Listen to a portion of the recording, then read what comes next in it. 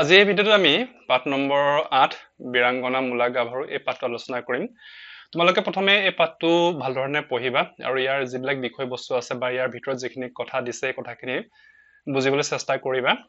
মই তোমালোকক এই পাঠটোৰ যিমানখিনি ক্ৰিয়াকলাপ আছে আৰু লগতে পাঠভিত্তিক যিখিনি ক্ৰিয়া দিছে এই গোটেইখিনি মই তোমালোকক কৰাই দিম। আমাক ইয়াতে উত্তৰ দিয়া কিছুমান সৰু সৰু প্ৰশ্ন সুধিছে, যিখিনি প্ৰশ্নৰ উত্তৰ আমি এই পাঠটোৰ ভিতৰতে অতি সহজে পাই যাম। গতিকে তোমালোকে পাঠটো পঢ়িবা। ইয়াতে চোৱা, আমাক মূলা গাভৰু কোন আছিল, তেওঁৰ স্বামীৰ নাম কি ইত্যাদি ধৰণে ভালেমান প্ৰশ্ন আমাক সুধিছে।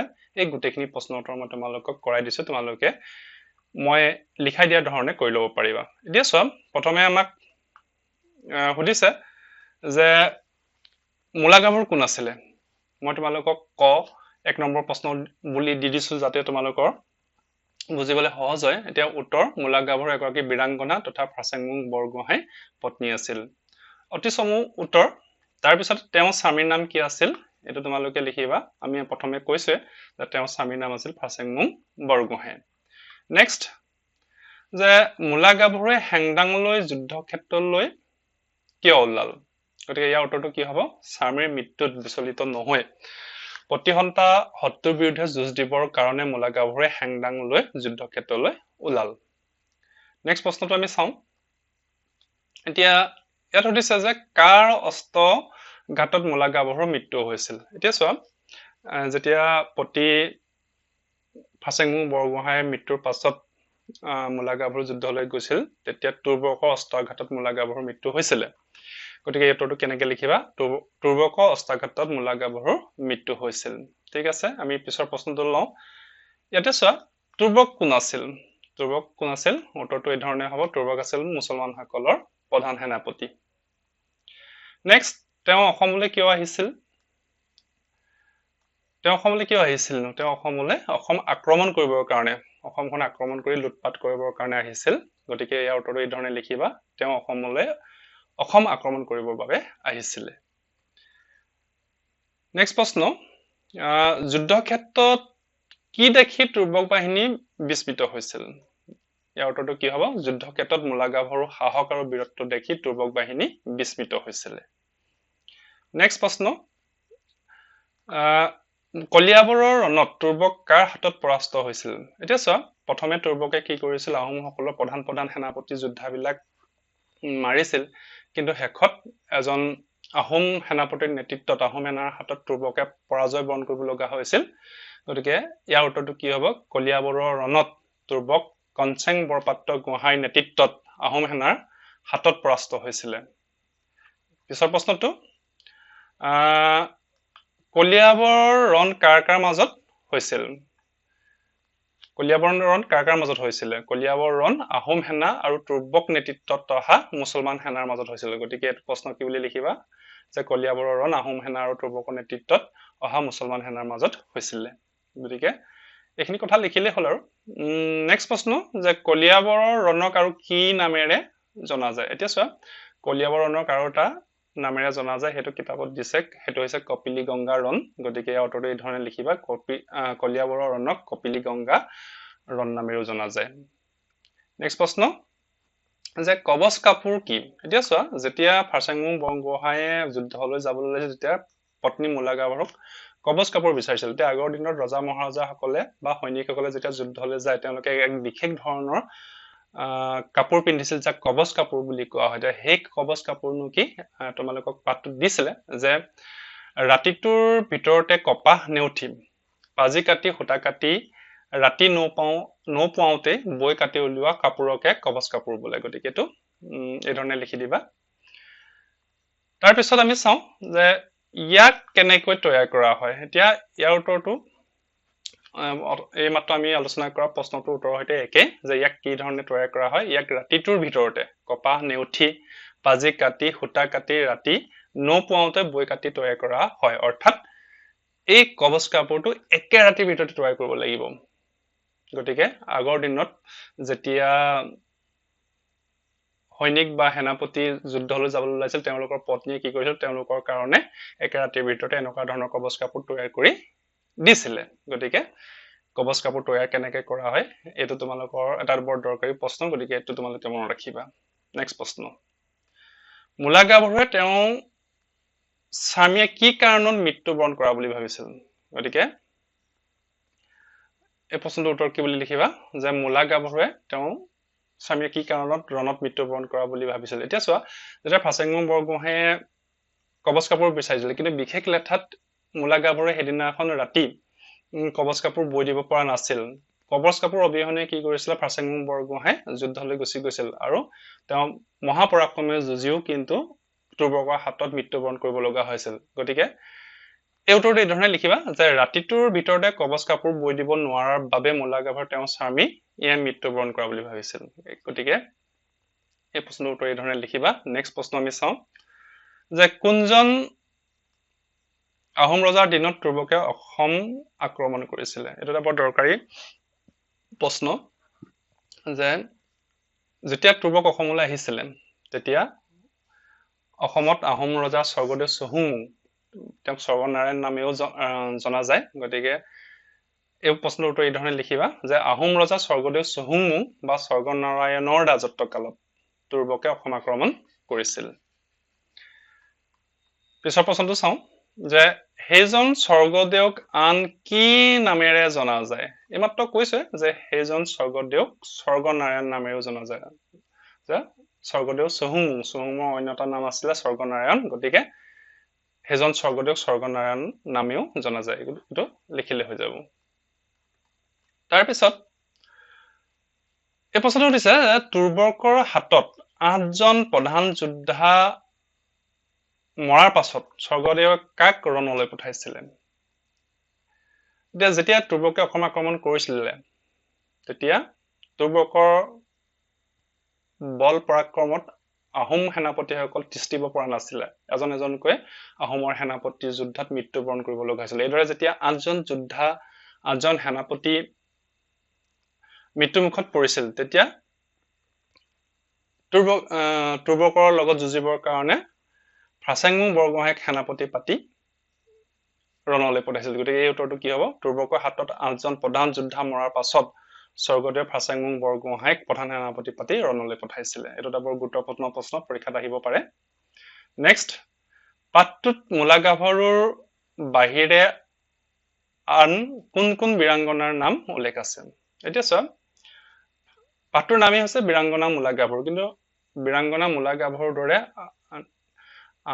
আৰু কেইগৰাকীমান বীৰাংগনাৰ নাম এই পাঠটোত উল্লেখ কৰিছে আৰু তেওঁলোকৰ নাম হ'ল ঝান্সী ৰাণী লক্ষ্মীবাই আৰু চুলতানা ৰেজিয়া গতিকে এই প্ৰশ্নটোৰ উত্তৰ এই ধৰণে লিখিবা পাঠটোত মূলা গাভৰুৰ বাহিৰেও ঝান্সী ৰাণী লক্ষ্মীবাই আৰু চুলতানা ৰেজিয়াৰ দৰে বীৰাংগনাৰ নাম আছে গতিকে এইখিনি আছিল তোমালোকৰ সৰু সৰু তিনি চমু প্ৰশ্ন উত্তৰ এতিয়া আমি পিছৰ পৃষ্ঠাটোলৈ যাওঁ বোলে তাতে কি দিছে আমি চাওঁ এতিয়া চোৱা ইয়াতে আৰু দুটামান প্ৰশ্ন দিছে ইয়াত কৈছে যে কোনে কেতিয়া আৰু কিয় কৈছিল কোৱা ইয়াতে আমাক ক নম্বৰ আৰু খ নম্বৰ কেইটামান প্ৰশ্ন দিছে যে ক নম্বৰ কি কৈছে মই আৰু পলম কৰিব নোৱাৰো ৰণলৈ সকলো আহিলা পাতি সাজু হৈছে কবচ কাপোৰ নোহোৱাকৈ মই তুৰ্বকক ঘটুৱাব পাৰিম নেক্সট খ নম্বৰ কি কৈছে যে ৰাতিটোৰ ভিতৰতে কবচ কাপোৰ বৈ দিব নোৱাৰাৰ বাবে মোৰ বঙহৰদেউ এনে দশা হ'ল গতিকে দুইটা প্ৰশ্নৰ ক খ দুটা প্ৰশ্নৰ উত্তৰ মই তোমালোকক কৰাই দিছো তোমালোকে এই ধৰণে কৰিবা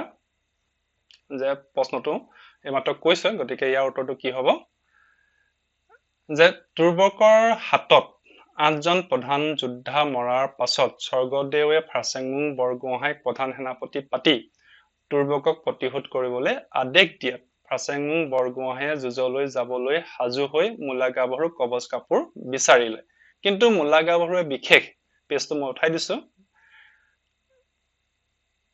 এতিয়া আকৌ তোমালোকে এইখিনিৰ পৰা লিখিবা যে কিন্তু মূলা গাভৰুৱে বিশেষ লেঠাত ৰাতিৰ ভিতৰতে কবচ কাপোৰ বৈ দিব নোৱাৰি বৰগোহাঁইক ৰণলৈ যাবলৈ বাধা দিয়াৰ সময়ত ফাচেংমুং বৰগোহাঁইয়ে পত্নী মূলা গাভৰুক উক্ত কথাষাৰ কৈছিল গতিকে প্ৰশ্নটোৰ উত্তৰ অকণমান দীঘল তোমালোকে কি কৰিবা প্ৰথমে দৰকাৰ হলে এইখিনি ভিডিঅটো পজ কৰি ল'বা এই কেই লাইন লিখাৰ পাছত তোমালোকে আকৌ এই পিছৰ কেই লাইন তোমালোকে লিখিবা এতিয়া পিছৰ খ নম্বৰ প্ৰশ্নটোলৈ যাওঁ খ নম্বৰ প্ৰশ্নটো কি কৰিছে যে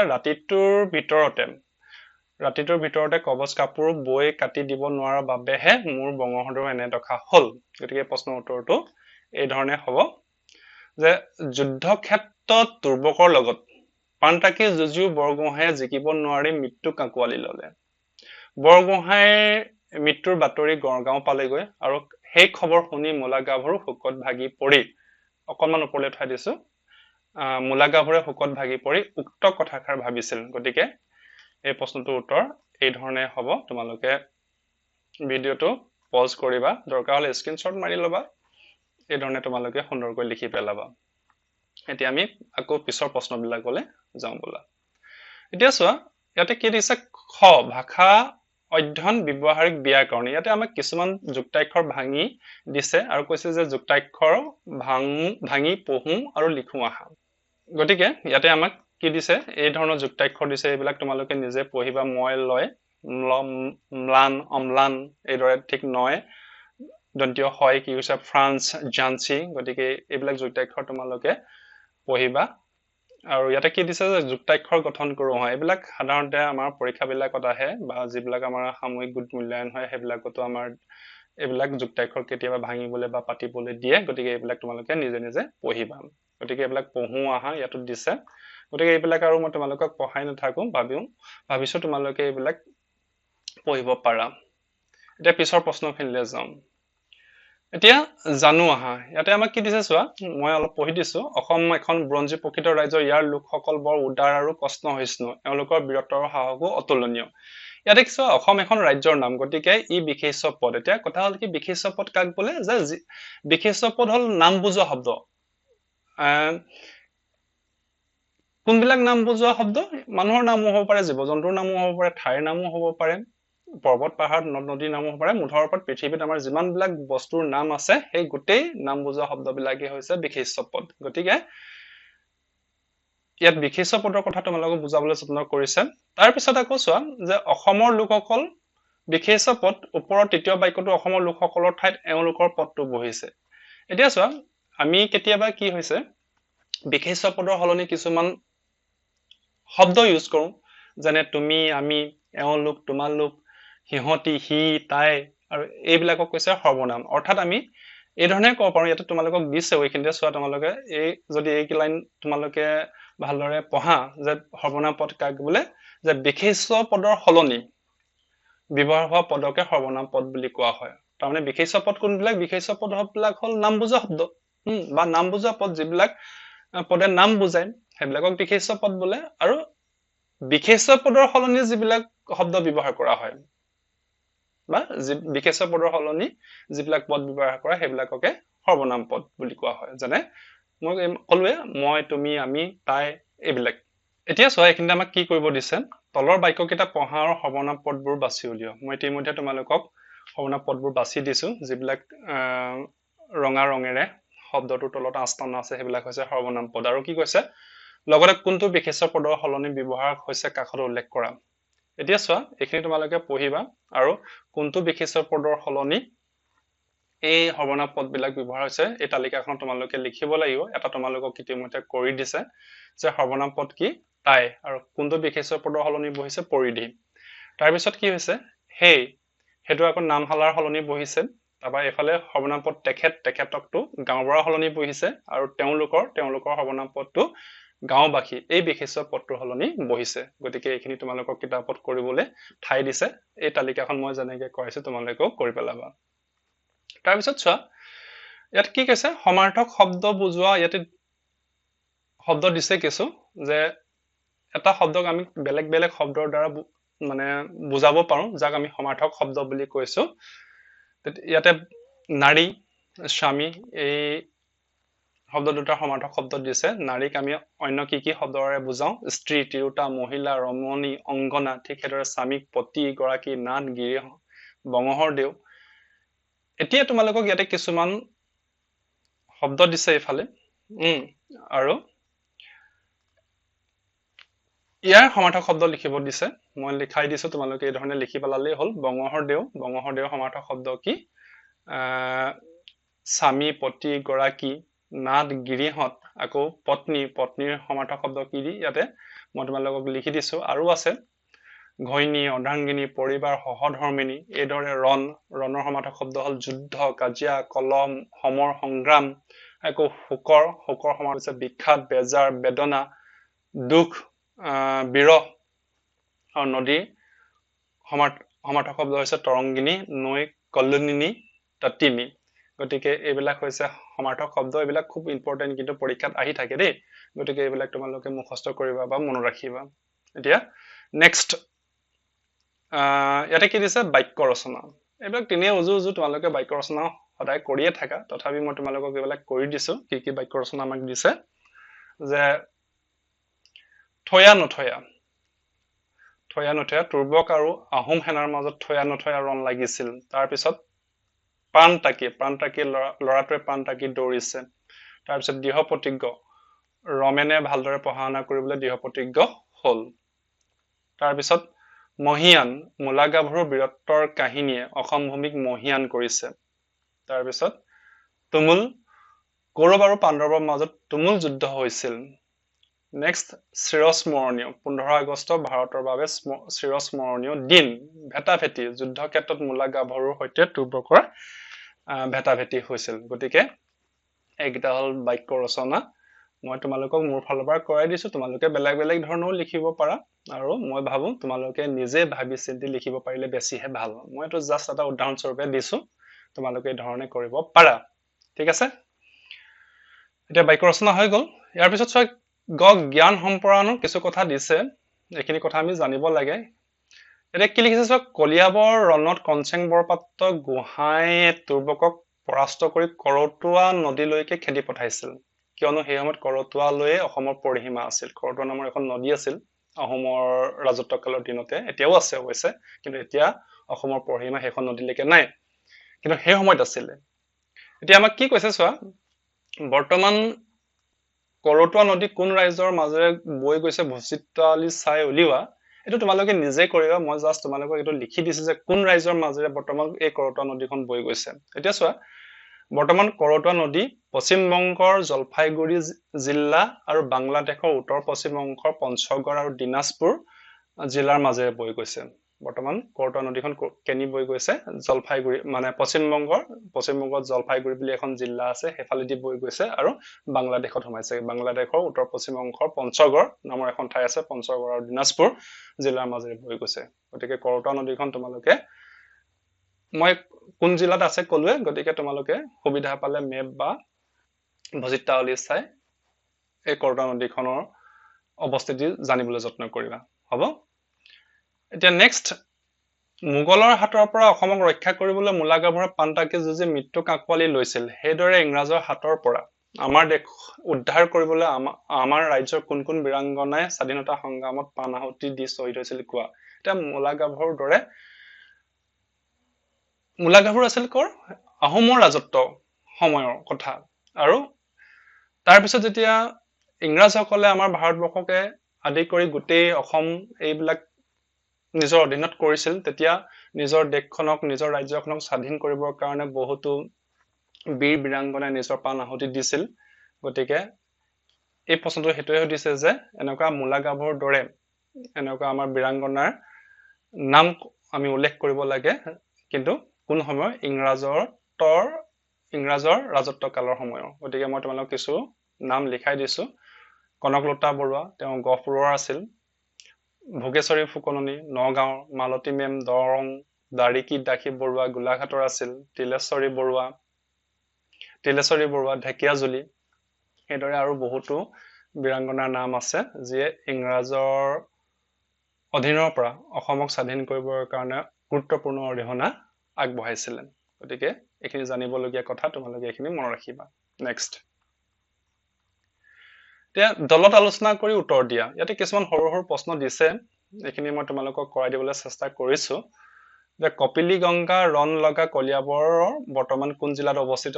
পিছৰ প্ৰশ্ন সুধিছে, সেইখন জিলাৰ মেপত কপিলী নদী আৰু আকাশী গংগা চিনাক্ত কৰা। কপিলী আৰু আকাশী গংগা কি কাৰণে বিখ্যাত? এতিয়া চোৱা, প্ৰথম প্ৰশ্নটো কি আছে যে কপিলী গংগা ৰণ লগা কলিয়াবৰ বৰ্তমান কোন জিলাত অৱস্থিত? কপিলী গংগা ৰণ লগা কলিয়াবৰ বৰ্তমান নগাঁও জিলাত অৱস্থিত। মানে কলিয়াবৰ কোন জিলাত আছে? নগাঁও জিলাত। নেক্সট, এইটো তোমালোকে নিজে চাবা, এখন জিলাৰ মেপত কপিলী নদী আৰু আকাশী গংগা চিনাক্ত কৰা। কপিলী নগাঁও জিলাৰ মাজেৰে বৈ গৈছে আকাশী গংগা এটা জলপ্ৰপাত এখন পবিত্ৰ স্থান এইকেইটা তোমালোকে নিজে উলিয়াবা তাৰপিছত কি হৈছে কপিলী আৰু আকাশী গংগা কি কাৰণে বিখ্যাত এইটো মই তোমালোকক অকমান লিখাই দিছো এতিয়া চোৱা কপিলী জলবিদ্যুৎ প্ৰকল্পৰ বাবে বিখ্যাত আনহাতে আকাশী গংগা নগাঁও জিলাৰ 50 কিলোমিটাৰ উত্তৰ পূব দিশত ডবকা ডিমাপুৰ পথত অৱস্থিত এক জলপ্ৰপাতৰ বাবে বিখ্যাত ইয়াত বাবেটো থাকি গৈছে তোমালোকে নিজে লিখিবা এক জলপ্ৰপাতৰ বাবে বিখ্যাত লোকবিশ্বাস অনুসৰি আকাশী গংগাই সৃষ্টি কৰা হৰটোত স্থান কৰিলে দেৱীৰ আশীষ পোৱা যায় গতিকে এইখিনি কথা তোমালোকে লিখিবা বা দৰকাৰ হলে অন্যান্য কিতাপত তোমালোকে ইয়াৰ বিষয়ে পাই যাবা গতিকে মই এই ধৰণে লিখাই দিছিলো তাৰ নেক্সট প্ৰশ্নটো চাওঁ এতিয়া চোৱা সুলতানা ৰেজিয়া কি আছিলে এগৰাকী বীৰাংগনা আছিলে সুলতানা ৰেজিয়াৰ বিষয়ে ইয়াতে দিছে তোমালোকে নিজে এইটো পঢ়িবা ইয়াতে আৰু এটা কথা আমাক সুধিছে বা কৈছে যে কি কৈছে তুৰ্বকৰ বাহিৰৰ মিৰ্জুমলা ৰামসিংহ আদি অসম আক্ৰমণ কৰিছিলে মহাপৰাক্ৰমী মোগল সেনাপতি ৰামসিংহক বীৰ লাচিতে শৰাইঘাট ৰণত পৰাস্ত কৰিছিল সেইজনা অসমীয়া বীৰৰ বিষয়ে লিখা লাচিত বৰফুকনৰ বীৰ বিক্ৰমৰ বিষয়ে আমি প্ৰতিজন অসমীয়া কি কৰোঁ গৌৰৱ অনুভৱ কৰোঁ গতিকে এই লাচিত বৰফুকনৰ বিষয়ে মই তোমালোকক অকমান লিখাই দিছো গতিকে তোমালোকে লিখি পেলাবা আৰু মনত ৰাখিবলৈ যত্ন কৰিবা গতিকে অকনমান দীঘল এটো তোমালোকে পৰীক্ষাত হয়তো নাহে কিন্তু আমি ইনেও জানিব লাগে লাচিত বৰফুকনৰ বিষয়ে এটো এই ধৰণে লিখিবা যে ব্ৰঞ্জী মতে লাচিত বৰফুকন আছিল আহোম ৰাজ্যৰ নৱমজন বৰফুকন ফুকনলুং 1671 চনত তেখেতে অসমীয়া সেনাৰ দ্বাৰা বিশাল মোগল সৈন্যবাহিনী পৰাজিত কৰি অসমৰ পৰা আঁতৰাই পঠাইছিল এতিয়া মই অকমান ওপৰলৈ তুলি দিছো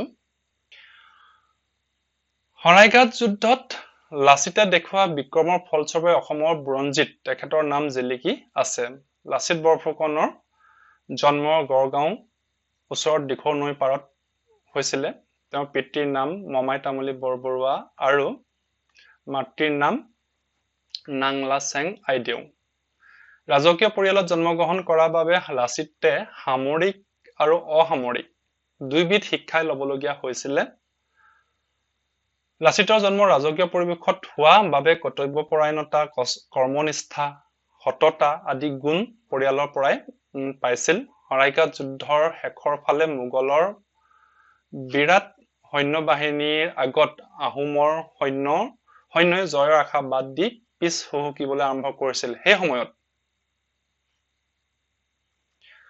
লাচিতৰ অতিপাত জ্বৰ উঠি আছিল সেই নৰিয়া গাঁৱৰে এখন নৌকাত উঠি মোগলৰ বিৰুদ্ধে যুঁজ দিবলৈ আগবাঢ়ি আহিছিল আৰু সৈন্যসকলক উদ্দেশ্যি কৈছিল অসমীয়া ৰনুৱাসকল মই যুঁজিহে মৰিম নাইবা মোক বঙালে ধৰি লৈ যাওক তোমালোকে সুখেৰে ঘৰলৈ যোৱা কথাখিনি সৈন্যসকলক উৎসাহ দিলে আৰু দুগুণ সাহসেৰে যুঁজি মোগলক পৰাস্ত কৰিলে শৰাইঘাটৰ যুদ্ধ জয়ৰ পিছত লাচিতৰ মৃত্যু হৈছিল যুদ্ধৰ সময়ত তেওঁ তীৰকপে জ্বৰ উঠি আছিল আৰু সেই জৰিয়া দেহেৰে যুদ্ধ কৰিছিল পিছত স্বৰ্গদেউ উদয়াদিত্য সিংহই 1672 চনত যোৰহাটৰ পৰা 16 কিলোমিটাৰ আঁতৰত লাচিত মৈদাম নিৰ্মাণ কৰে প্ৰতি বছৰে 24 নৱেম্বৰৰ দিনটো গোটেই অসমতে লাচিত বৰফুকনৰ বীৰত্ব আৰু শৰাইঘাটৰ যুদ্ধত অসমীয়া সেনাৰ বিজয়ৰ স্মৃতিত লাচিত দিৱস হিচাপে পালন কৰা হয় গতিকে এইখিনি আছিল লাচিত বৰফুকনৰ বিষয়ে অকমান চমু লিখা গতিকে অকনমান দীঘল হলো তোমালোকে এইখিনি কথা লিখি পেলাবা তোমালোকৰ বহিত মই তোমালোকক স্ক্ৰিনশ্বট মাৰিবৰ কাৰণে সুবিধা দি দিছো গতিকে যেহেতু প্ৰশ্নটো উত্তৰ দীঘল একেখন পেজতে দেখুৱা সম্ভৱপৰ নহয় গতিকে তোমালোকে কি কৰিবা প্ৰথমে এই লাইন কিটা লিখিবা তাৰ পিছত ওপৰলৈ দিবা পিছত পুনৰ এইখিনি তোমালোকে স্ক্ৰিনশ্বট মাৰিবা বা ভিডিওটো পজ কৰিবা এইখিনি লিখি লবা তাৰ পিছত পুনৰ ওপৰলৈ উঠাই দিবা একেলগে লিখিবা তাৰ পিছত পুনৰ এইখিনি এক লাইন লিখি লবা আৰু শেষত এই গীতা আছে এয়া লিখিবা আৰু এয়া আৰু লাষ্টত এইখিনি কথা আছে তোমালোকে লাহে লাহে ভিডিওটো পজ কৰি লিখি ল'ব পাৰিবা হ'ব এতিয়া এইখিনি প্ৰকল্প আছে, সেইখিনি আৰু মই তোমালোকক কৰাই নিদিওঁ, এইখিনি তোমালোকে নিজে কৰিবলৈ যত্ন কৰিবা। ভিডিঅ'টো যথেষ্ট দীঘলীয়া হৈছে কিয়নো ইয়াত প্ৰশ্নও বহুত দিছিলে। মই যিমান পাৰি তোমালোকক প্ৰশ্নখিনিৰ উত্তৰ কৰাই দিবলৈ চেষ্টা কৰিছোঁ। আশা কৰিছোঁ তোমালোকে এই ভিডিঅ'টো চাই ভাল পাবা আৰু এই ভিডিঅ'টোৰ জৰিয়তে যথেষ্ট উপকৃত হ'বা। গতিকে আজিলৈ এইখিনিতে সামৰিছোঁ আৰু এনেকুৱা ধৰণৰ ভিডিঅ'ৰ বাবে তোমালোকে মোৰ চেনেলটো চাই থাকিবা বুলি আশা কৰিছোঁ। ধন্যবাদ।